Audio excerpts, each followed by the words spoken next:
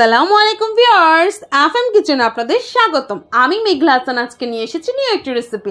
আজকে আমি আপনাদের সাথে শেয়ার করব গরমের আরাম একটা রেসিপি, লাচ্ছি রেসিপি। কিভাবে ইজিলি রেস্টুরেন্টের স্বাদের মতো আপনারা এই লাচ্ছি রেসিপি তৈরি করতে পারেন, ঘরেই তৈরি করে পরিবারের সাথে সার্ভ করতে পারেন, ইফতারিতে সার্ভ করতে পারেন, মেহমানদের সামনে সার্ভ করতে পারবেন, সেই রেসিপিটাই শেয়ার করছি। এবং বাইরের থেকে তো কিনে আনা লাচ্ছি থেকে কোনো অংশে কম নয় এই আপনার এই ঘরে তৈরি করা লাচ্ছিটা। বানানো খুবই সহজ, খেতে অনেক মজাদার। আমার এই ফুল ভিডিওটা দেখবেন, তার আগে আমার চ্যানেলটাকে সাবস্ক্রাইব করবেন, বেল আইকনে ক্লিক করে রাখবেন, কমেন্টে যেয়ে জানাবেন যে আপনার লাচ্ছি কেমন হয়েছে, আমার মতো হয়েছে কিনা। তো আমার ফুল ভিডিও দেখবেন, স্কিপ করে দেখবেন না। এখন আমি বেশি কথা বলতে চাচ্ছি না, মূল রেসিপিতে চলে যাচ্ছি, চলুন। লাচ্ছিটা তৈরি করার জন্য আমি এখানে ব্লেন্ডার জার নিয়ে নিচ্ছি। ব্লেন্ডার জারে দিয়ে দিলাম হাফ কাপ পরিমাণের দই। আমি এখানে মিষ্টি দই নিয়েছি।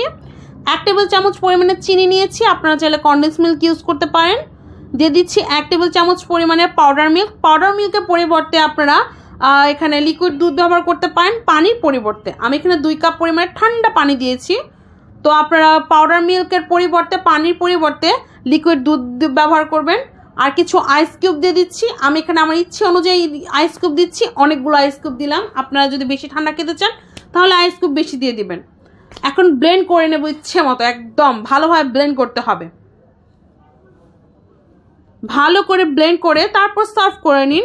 হয়ে গেল আপনার লাচ্ছি।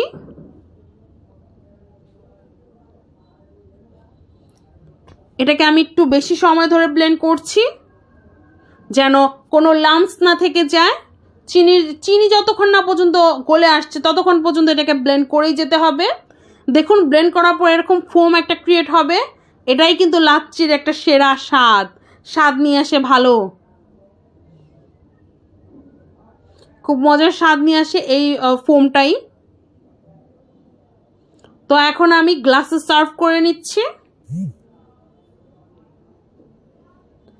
ব্লেন্ড করার পর কিন্তু কোনো বরফের অংশই খুঁজে পাবেন না, এমনভাবে ব্লেন্ড করতে হবে। আর সাথে সাথে চিনিটাও কিন্তু গলে যাবে ব্লেন্ডিংয়ের মাধ্যমে।